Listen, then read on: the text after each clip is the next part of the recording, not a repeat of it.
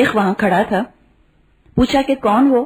تو اس نے کہا نجد سے آیا ہوں، شیخ نجدی، اور مجھے آپ کے معاملے کا پتا چلا تو میں بھی یہاں کچھ مشورے سننا چاہتا ہوں، اپنے مشورے دینا چاہتا ہوں. اور یہ خود ابلیس تھا. اس سے اچھی مجلس اور کیا لگے گی اس کو جہاں کسی بھی رسول کے قتل کا یا رسول کے خلاف بات چیت ہو رہی ہو، اور جہاں بھی معصیت اللہ کی ہو رہی ہوتی ہے اور رسول کے خلاف پلانز بن رہے ہوتے ہیں، شیطان تو موجود ہوتا ہے. ہم کیا سمجھتے ہیں شیطان کو؟ ایبسٹریکٹ ہے کہ نہیں؟ سب سے بڑی چال شیطان کی یہی ہے کہ وہ ہم کو یہ محسوس کرا دے کہ اس کا وجود ہے ہی نہیں. اسی طرح جیتا جاگتا ہے جیسے میں اور آپ، اسی طرح اس دنیا میں موجود ہے جیسے کہ آپ کے سامنے اس وقت ہم سب بیٹھے ہوئے ہیں. یقین رکھنا چاہیے اس بات کے اوپر کہ اسی طرح وہ بولتا ہے، آتا ہے، باقاعدہ آ کر بیٹھتا ہے جگہوں میں، اور وہ کنٹریبیوٹ بھی کرتا ہے، مشورے بھی دیتا ہے، کبھی وسوسے بھی ڈالتا ہے، کبھی کسی انسان کے فارم میں بھی آ سکتا ہے. آج بھی آ سکتا ہے. بالکل اللہ نے اس کو مہلت دی ہے نا، الی یوم یبعثون، قیامت کے دن تک.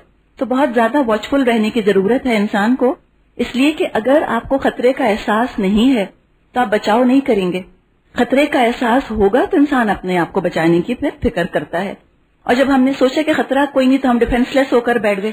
ہم کو نہ آیت الکرسی کی اہمیت تب سمجھ میں آتی ہے، نہ 3 قل پڑھنے کی اہمیت سمجھ میں آتی ہے، نہ پاکیزگی اور طہارت کی.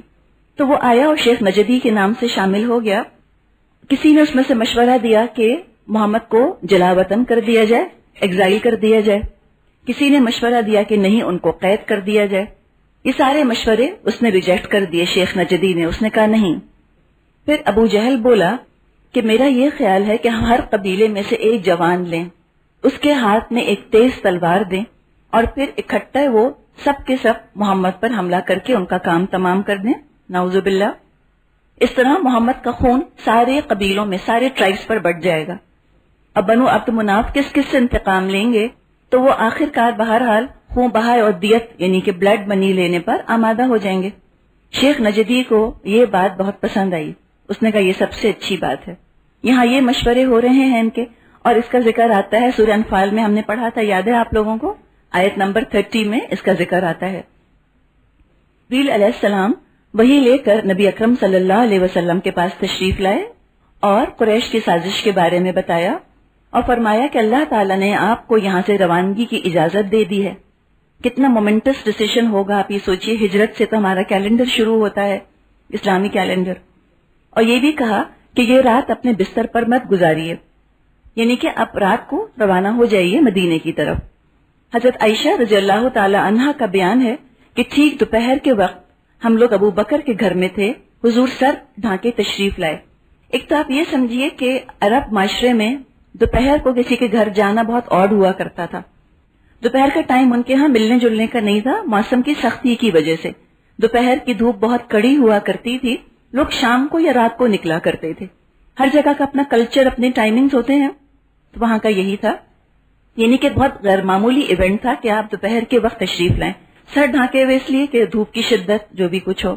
ابو بکر نے فرمایا میرے ماں باپ آپ پر قربان، آپ کسی اہم معاملے کے لیے تشریف لا رہے ہیں، کیونکہ یہ ایسا ہی وقت تھا کہ آپ عام طور پہ اس وقت ملنے نہیں آتے تھے.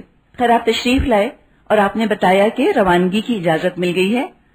تب ابو بکر نے اپنے بارے میں پوچھنا چاہا تو کہا کہ ہاں تمہیں بھی. اور بہت بڑا آنر کے ہجرت کے سفر میں وہ اللہ کے رسول کے ساتھ ہوں. یہ پروگرام طے کر کے نبی اکرم صلی اللہ علیہ وسلم گھر تشریف لے گئے اور رات کا انتظار کرنے لگے.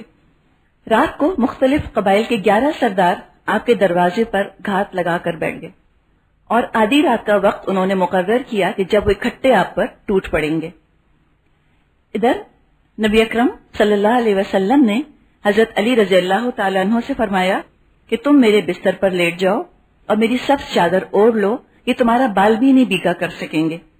اب اس میں حضرت علی رضی اللہ تعالیٰ عنہ کی بہادری دیکھیں. شیر خدا ان کو ایسے ہی نہیں کہا جاتا. بہت چانسز تھے کہ وہ ان پہ حملہ کر دیں، کام تمام کر دیں ان کا، لیکن جو ان کی ایمان کی کیفیت تھی وہ شاید ہم سمجھ نہیں سکتے آج. ایک کہتے ہیں نا ہائے ہوا ہوا تھا جس کو، ایسی ایک کیفیت ان کے اندر تھی کہ جانوں کی، مالوں کی، کسی چیز کی ان کے نزدیک کوئی ویلیو نہیں رہی تھی ایمان کے مقابلے میں. اس کے بعد نبی اکرم باہر تشریف لائے. مشرکین کی صف میں سے آپ گزر رہے تھے، دونوں طرف وہ کھڑے ہوئے تھے. لیکن اللہ نے ان کی نظر پکڑ لی اور وہ دیکھ نہ سکے آپ کو. آپ نے کنکروں کی ایک مٹھی ان کے اوپر پھینکی اور آپ یہ آیت پڑھتے جا رہے تھے جو سورہ یاسین میں ہے، آیت 36 کہ وَجَعَلْنَا مِن بَيْنِ أَيْدِيهِمْ سَدًّا وَمِن خَلْفِهِمْ سَدًّا فَأَغْشَيْنَاهُمْ فَهُمْ لَا يُبْصِرُونَ کہ ہم نے بنا دی ہے ان کے آگے دیوار اور ان کے پیچھے دیوار، اور ہم نے ڈھانپ دیا ہے ان کو اور وہ دیکھ نہیں سکتے. یہ آیت پڑھتے ہوئے آپ وہاں سے نکل گئے. حضرت ابو بکر کے گھر تشریف لائے اور ان کے مکان کی کھڑکی سے نکل کر دونوں نے مدینے کا رخ کیا. اچھا، جو رخ آپ نے کیا وہ آپ نے وہ روٹ نہیں لی کہ جو کہ کفار سمجھ رہے تھے کہ اس روٹ سے آپ جائیں گے، اس لیے کہ جو مدینے جانے والا راستہ تھا وہ تو شمال کی طرف جاتا تھا، نارتھ کی طرف سے. وہ چھوڑ کر آپ نے ساؤتھ کا راستہ اختیار کیا جو یمن کی طرف جاتا تھا.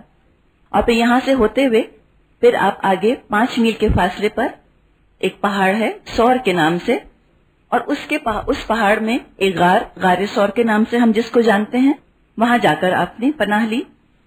اس پہاڑ کے اوپر پتھر بھی بہت زیادہ ہیں اور اللہ کے رسول اپنے پنجوں کے بل چڑھ رہے تھے تاکہ اس پہ قدم کے نشان نہ رہ جائیں، اس لیے کہ وہاں پر قدم شناسی ایک فن تھا، ایک آرٹ تھا اپنی جگہ. پتھروں کے اوپر بھی وہ نشان دے کر پہچان جایا کرتے تھے جو ان کے ہاں اسپیشلسٹ ہوتے تھے کہ یہاں پر کوئی گیا ہے. تو اللہ کا کام اپنی طرف اور بندوں کے احتیاط اپنی طرف، یہ خوبصورت کمبینیشن ہمیں ذہن میں رکھنا ہے ہمیشہ. کبھی بھی مسلمان جو ہیں وہ اس طرح کیئرلیس نہیں ہو جاتے، ہمیشہ بہت احتیاط کے ساتھ، بہت محتاط ہو کر بڑی پلاننگ کے ساتھ کام کرتے ہیں. دیکھیں انسٹرکشنز تو ساری اللہ کی طرف سے آ رہی ہیں کب رکنا ہے اور کب جانا ہے، لیکن پلاننگ تو ساری اللہ کے رسول خود کر رہے ہیں، ٹھیک ہے نا. تو اس میں ہیومن انٹیلیجنس کا ایلیمنٹ ہمیشہ انوالو رہے گا.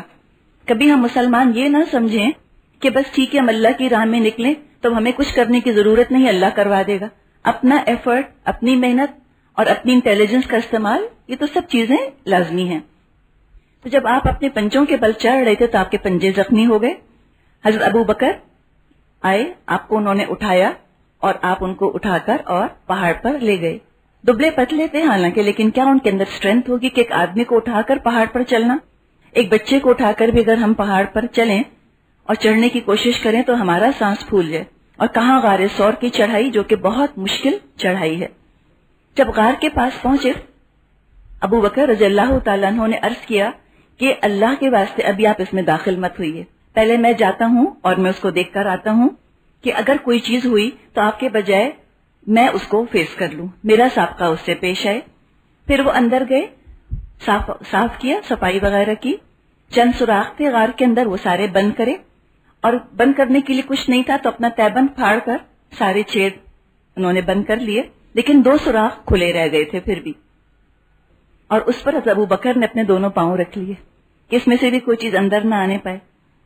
نبی اکرم صلی اللہ علیہ وسلم تشریف لائے، تھکن ظاہر تھی، ابو بکر کی گود میں سر رکھا اور سو گئے. ابو بکر بھی تھکن، ان کو بھی برابر ہی کی تھکن تھی. اتنے میں انہیں محسوس ہوا کہ کسی چیز نے ان کے پاؤں پر کاٹ لیا ہے، ڈس لیا ہے جیسے، لیکن ہلے نہیں، اس لیے اللہ کے رسول گود میں سر رکھے سو رہے ہیں. کتنی مبارک وہ گود ہوگی، آپ سوچئے ذرا. اپنی جگہ سے نہیں ہلے، لیکن تکلیف کی شدت سے ان کے آنسو نکل پڑے اور وہ اللہ کے رسول کے چہرے مبارک پر گرے، اور ان کے آنسو گرنے سے آپ کی آنکھ کھل گئی. پھر جب آپ نے ان سے پوچھا کہ کیا ہوا تو عرض کیا میرے ماں باپ آپ پر قربان، مجھے کسی چیز نے ڈس لیا ہے. اس پر آپ نے اپنا سلائیوا، اپنا لعاب آپ نے لگایا اور وہ تکلیف جو ہے وہ جاتی رہی. 3 راتیں اسی طرح غار کے اندر رہے. حضرت ابو بکر رضی اللہ تعالیٰ عنہ کے ایک بیٹے حضرت عبداللہ، وہ بھی یہاں رات گزارا کرتے تھے. رات کو یہاں رہتے تھے اور صبح ہونے سے پہلے واپس مکے چلے جاتے تھے تاکہ قریش کو پتہ نہ چلے کہ وہ کہاں گئے تھے. اور دن میں وہ قریش میں گھومتے پھرتے رہتے تھے تاکہ جو ان کی پلاننگز ہو رہی ہیں، جو پلاٹس وہ بنا رہے ہیں، وہ ساری چیزیں سن لیں. اچھا، ادھر حضرت ابو بکر رضی اللہ تعالیٰ عنہ کے غلام تھے عامر بن فہیرہ رضی اللہ تعالیٰ عنہ، وہ بکریاں چرایا کرتے تھے. جب رات کا ایک حصہ گزر جاتا تو وہ بکریاں لے کر غار سور کے پاس پہنچتے اور وہاں پر نبی اکرم اور حضرت ابو بکر دودھ وغیرہ پیتے، پیٹ ان کا بھر جاتا اس سے. اور پھر صبح کو عامر بن فہیرہ اپنی بکریاں واپس ہانک کر لے جایا کرتے تھے تاکہ جو نشان قدم ہیں ان کے وہ بھی مٹ جائیں. نبی اکرم صلی اللہ علیہ وسلم اور حضرت ابو بکر رضی اللہ تعالیٰ عنہ غار سور میں انہوں نے جمعہ، ہفتہ اور اتوار 3 راتیں وہاں گزاری. حضرت ابو بکر کے بیٹے اور ان کے غلام دونوں ہی ان کا خیال رکھتے رہے، کھانے پینے کی ضروریات کو پورا کرتے رہے. ادھر جب مکے والوں کو احساس ہوا کہ نبی اکرم صلی اللہ علیہ وسلم خیریت سے جا چکے ہیں تو ان کے غصے اور غضب کی کوئی انتہا نہ رہی. اتنا کڑا انہوں نے پہرا بٹھایا ہوا تھا، اس کے باوجود اللہ تعالیٰ دشمنوں کے بیچ میں سے آپ کو بخیریت نکال کر لے گیا. لیکن جو بھی غصہ تھا، یہ سارا غصہ ان کا حضرت علی رضی اللہ تعالیٰ عنہ پر اترا. وہ اس وقت 17 سال کے جوان تھے. نبی اکرم صلی اللہ علیہ وسلم نے ہدایت دی تھی کہ لوگوں کی امانتیں ان کو واپس کر کے تم مدینے آ جانا. اس سے آپ دیکھیے اسلام کی امانت کا پتہ چلتا ہے کہ خون کے پیاسے دشمنوں کے ساتھ بھی یہ سلوک نہیں کیا جا سکتا کہ ناجائز طریقے سے ان کا پیسہ دبا لیا جائے. ہم پڑھ آئے ہیں قرآن میں سورہ مائدہ میں کہ وَلَا يَجْرِمَنَّكُمْ شَنَآنُ قَوْمٍ عَلَىٰ أَلَّا تَعْدِلُوا اعْدِلُوا هُوَ أَقْرَبُ لِلتَّقْوَىٰ، کہ دیکھو کسی قوم کی دشمنی تم کو اس بات پر آمادہ نہ کرے کہ تم عدل کے راستے سے ہٹ جاؤ. تو یہ آپ عدل کی بے مثال کہنا چاہیے اس کو، آپ کو ثانی نہیں ملے گا اس کا. 3 دن حضرت علی رضی اللہ تعالیٰ عنہ مکے میں رہے اور اس کے بعد پھر انہوں نے بھی اپنی ہجرت شروع کی. حضرت علی کو انہوں نے پکڑا، ان سے بہت کچھ پوچھنا چاہا. انہوں نے کہا کہ میں نہیں جانتا کہ اللہ کے رسول اس وقت کہاں ہیں، اور یہ حقیقت ہے، وہ کیسے کہہ سکتے تھے ایگزیکٹلی کس اسپاٹ کے اوپر موجود ہیں. جب حضرت علی سے کوئی معلومات حاصل نہ کر سکے تو ابو بکر کے گھر گئے. اسماء بنت ابی بکر، حضرت ابو بکر کی بیٹی، دروازے پر آئیں. انہوں نے دروازہ کھولا اور ان سے بھی یہی پوچھا کہ تمہارے باپ کہاں ہیں. اور کیا ان کی عمر ہوگی، اب سوچیں، زیادہ عمر تو نہیں ہوگی، 14-15 سال کی ہوں گی بہت سے بہت. تو جب انہوں نے پوچھا تو کہا کہ میں نہیں جانتی کہ میرے والد کہاں ہیں. اس پر ابو جہل نے ان کے رخسار پر اتنے زور کا تھپڑ مارا کہ ان کی بالی کان سے نکل کر گر پڑی. اور یہ مظلوم اور بے اختیار لوگوں پر اپنا غصہ نکالنا تو جاہلیت کی خاص صفت ہے. آج تک بھی ہم یہی دیکھتے ہیں. شاید اس سے کچھ اپنی طاقت کا اور اپنے کچھ زور آور ہونے کا ان کو ایک گمان سا ہونے لگتا ہے. ایک طرف تو ہم کفر کی یہ حرکتیں دیکھتے ہیں، یہ ان کے طور طریقے دیکھتے ہیں کہ جس کی وجہ سے وہ ہماری نظروں سے گرنے لگتے ہیں، بہت ہمیں حقیر لگنے لگتے ہیں. لگتے کتنے کم عقل اور بے وقوف کہ لڑکیوں پر ہاتھ اٹھاتے ہیں اور اس طرح کی مظلوموں کے ساتھ اتنا برا سلوک کرتے ہیں. لیکن کہیں ہم اس طرح دھوکہ نہ کھا جائیں کہ بس کفار خالی اپنا غصہ نکال کر اور پھر بے بس ہو کر بیٹھ جاتے ہیں اور شکست قبول کر لیتے ہیں. ایسی بات نہیں ہے. وہ اپنی ذہانت، اپنے وسائل، جو بھی ان کی انٹیلیجنس ہے اور ان کے ریسورسز ہیں، اس کو بھرپور انداز میں اسلام کو مٹانے کے لیے اور اسلام کو پرسیکیوٹ کرنے کے لیے استعمال کرتے ہیں. یہی قریش نے کیا.